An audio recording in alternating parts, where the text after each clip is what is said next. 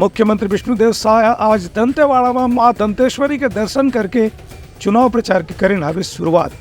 और केन की प्रदेश की जनता मारा भारतीय जनता पार्टी या जीत दिलावर अभी संकल्प कर ले हवे।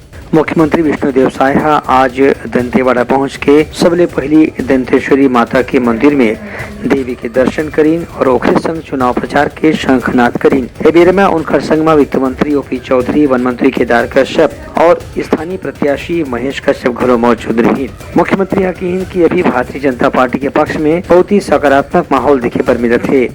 उनकर कार्यक्रम के स्थल में करीबन 370 कांग्रेस और कम्युनिस्ट पार्टी के कार्यकर्तावन भारतीय जनता पार्टी में प्रवेश करी। मुख्यमंत्री कार्यकर्तावन के स्वागत करत कहिन कि भारतीय जनता पार्टी में दूसर पार्टी के कार्यकर्तावन घलो शामिल हुआ थे। एक से पता चला थे कि जनता सरकार बनाए बर सिर्फ भारतीय जनता पार्टी ला ही पसंद करे थे। उनकर के नरेसी के लोकसभा चुनाव में भारतीय जनता पार्टी के प्रत्याशी मन ला भारी सफलता मिलना निश्चित है। ब्यूरो रिपोर्ट, क्लेमा न्यूज।